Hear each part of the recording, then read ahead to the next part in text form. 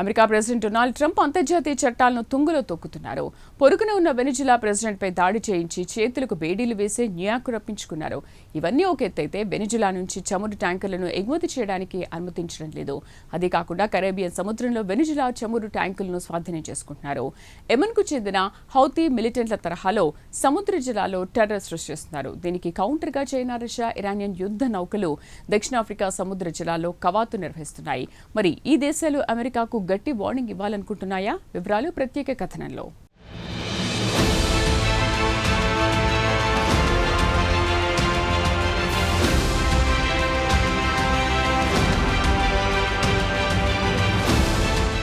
యావత్ ప్రపంచాన్ని America president Trump గడగడలాడిస్తున్నాడు.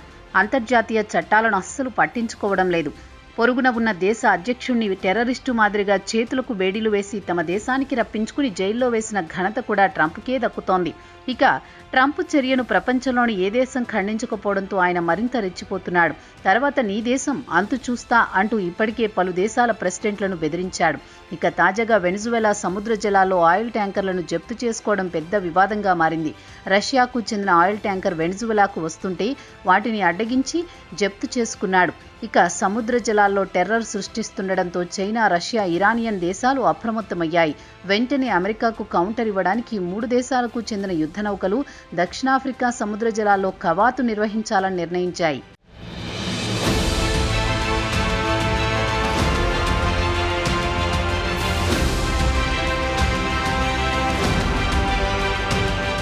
వెనిజువెలాలో America military జోక్యం తర్వాత ప్రపంచవ్యాప్తంగా ఉద్రిక్త పరిస్థితులు నెలకొన్నాయి.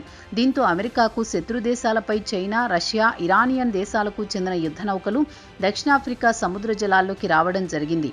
ఈ నౌకలు ఇక్కడే వారం రోజుల పాటు నేవల్ డ్రిల్లింగ్ నిర్వహిస్తాయి. చైనీస్ డిఫెన్స్ మినిస్ట్రీ శుక్రవారం ఒక ప్రకటన విడుదల చేసింది. శనివారం నుంచి జాయింట్ ఆపరేషన్ నిర్వహించి తమ ఆర్థిక వ్యవహారాలకు అడ్డు తగలకుండా తమ షిప్పింగ్ లేన్లను కాపాడుకుంటామని తెలిపింది. సముద్ర జలాల్లో తమ నౌకలను ఎలా కాపాడుకోవాలో తమను తాము రక్షించుకోవడానికి డ్రిల్లింగ్ చేయాల్సి వచ్చిందని చైనా ఆ ప్రకటనలో వివరించింది. కాగా చైనా, రష్యాతో పాటు ఇరానియన్కు చెందిన నౌకలు దక్షిణాఫ్రికాకు చెందిన టాప్ నేవల్ బేస్ దక్షిణ కేప్ టౌన్ హార్బర్లో చక్కర్లు కొడుతున్నాయి. కాగా సైమన్స్ టౌన్ విషయానికి వస్తే హిందూ మహాసముద్రం, అట్లాంటిక్ మహాసముద్రం కలిసే ప్రాంతంలో ఉంది. అయితే బ్రిక్స్ గ్రూపులో పలు దేశాలకు సభ్యత్వం ఉంది. వాటిలో బ్రెజిల్, ఇండియా, యునైటెడ్ అరబ్ ఎమిరేట్స్తో పాటు కొత్తగా ఇతర దేశాలు కూడా ఇటీవలే సభ్యత్వం తీసుకున్నాయి. మరి అవి కూడా డ్రిల్స్లో పాల్గొంటాయా లేదా అనేది ఖచ్చితంగా తెలియడం లేదు. అయితే దక్షిణాఫ్రికా మిలిటరీ అధికార ప్రతినిధి తాజా పరిణామాలపై స్పందిస్తూ డ్రిల్స్లో ఇతర దేశాలు పాల్గొంటాయా లేదా అనేది ఇప్పటికీ ఖరారు కాలేదని చెప్పారు. అయితే డ్రిల్స్ మాత్రం వచ్చే శుక్రవారం వరకు కొనసాగుతాయి. దక్షిణాఫ్రికాకు చెందిన డిఫెన్స్ ఫోర్సెస్ తాజాగా ఈవెంట్ గురించి వివరించారు. జాయింట్ ఆపరేషన్ ద్వారా నేవీలు టెక్నాలజీతో పాటు సాంకేతికతను మార్చుకోవచ్చు, ఉమ్మడి కార్యాచరణ సామర్థ్యాలను మెరుగుపరుచుకోవడానికి వీలవుతుందని దక్షిణాఫ్రికా రక్షణ శాఖ అధికారి వివరించారు. షిప్పింగ్ మార్గాల భద్రతకు, ప్రాంతీయ సముద్ర స్థిరత్వానికి ఈ డ్రిల్స్ దోహదపడుతుందన్నారు.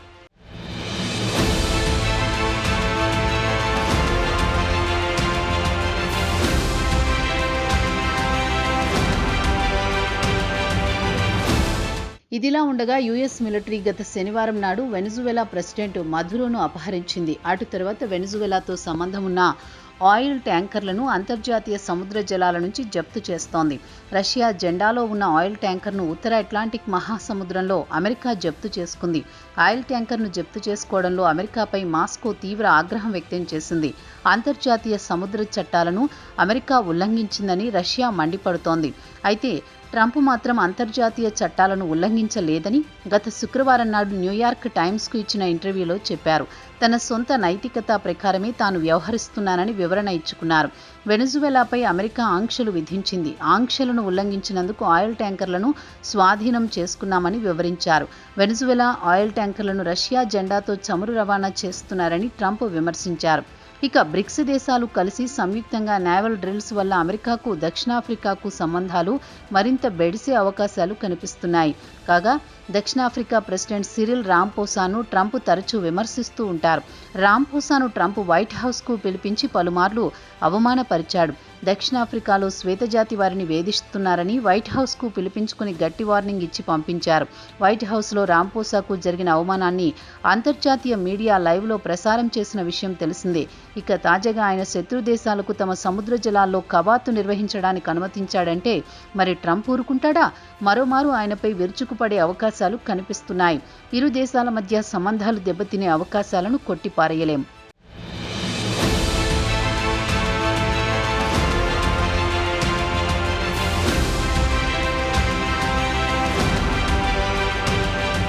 వాస్తవానికి నేవల్ ఎక్సర్సైజ్ గత ఏడాది నవంబర్లో నిర్వహించాల్సింది. అయితే G20 సమ్మిట్ సదస్సు జోహన్స్బర్గ్లో జరిగిన నేపథ్యంలో ఈ నేవల్ ఎక్సర్సైజ్ను వాయిదా వేయాల్సి వచ్చింది. దీనిపై దక్షిణాఫ్రికా డిప్యూటీ డిఫెన్స్ మినిస్టర్ బాంటు హోలోమీసా స్పందిస్తూ ఈ రోజు ఉద్రిక్తతలు చూస్తున్నాం తప్పించి వాస్తవానికి గత ఏడాది నేవల్ ఎక్సర్సైజ్కు ప్లానింగ్ జరిగిందని వివరణ ఇచ్చుకున్నారు. దయచేసి నేవల్ డ్రిల్ను పెద్ద వివాదం చేయకండి, ఎందుకంటే కొన్ని దేశాలతో అమెరికాకు ఇబ్బందులున్నాయని హోలోమీసా అన్నారు. వారంతా తమకు శత్రుదేశాలు కారని ఆయన పేర్కొన్నారు. కాగా దక్షిణాఫ్రికా రష్యాతో పాటు ఇరాన్ యుద్ధ నౌకలను తమ సముద్ర జలాల్లోకి ఆహ్వానించడం పట్ల దక్షిణాఫ్రికాలో సంకీర్ణ ప్రభుత్వంలో భాగస్వామి అయిన డెమోక్రాటిక్ అలియన్స్ కూడా తీవ్రంగా వ్యతిరేకిస్తోంది. బ్రిక్స్ కోఆపరేషన్ పేరుతో ఈ డ్రిల్ నిర్వహించడం రాజకీయ ఎత్తుగడ అని దక్షిణాఫ్రికా ప్రతిపక్ష పార్టీలు మండిపడుతున్నాయి. ప్రభుత్వం అత్యంత క్రూరమైన రష్యా, ఇరాన్తో కలిసి నేవల్ డ్రిల్స్ నిర్వహించడం పట్ల దక్షిణాఫ్రికా ప్రతిపక్ష పార్టీలు కూడా తీవ్రంగా వ్యతిరేకిస్తున్నాయి. అమెరికా విషయానికొస్తే గత ఏడాది G20 సదస్సుకు డుమ్మా కొట్టింది. దక్షిణాఫ్రికా రష్యాతో పాటు ఇరాన్కు దగ్గర కావడం ఆగ్రహంతో సదస్సుకు గైర్హాజరయ్యింది. ఇక ట్రంప్ అడ్మినిస్ట్రేషన్ పిట్రోరియాను విలన్గా చూపించాలనుకుంది. తాజాగా దక్షిణాఫ్రికా సముద్ర జలాల్లో తన శత్రు దేశాలతో కలిసి నేవల్ ఎక్సర్సైజ్ను ఉదాహరణగా చూపించి అందుకే తాము దక్షిణాఫ్రికాతో సంబంధాలు కొనసాగించదలుచుకోలేదని చెప్పినా చెప్పవచ్చు. మొత్తానికి చూస్తే ట్రంప్ జోరును అడ్డుకట్ట వేయడానికి చైనా, రష్యా, ఇరాన్లు ఏకమయ్యాయని చెప్పుకోవచ్చు. మరి తాజా నేవల్ ఎక్సర్సైజ్పై వాషింగ్టన్ ఎలా రియాక్ట్ అవుతుందో చూడాల్సిందే అంటున్నారు రాజకీయ పరిశీలకులు.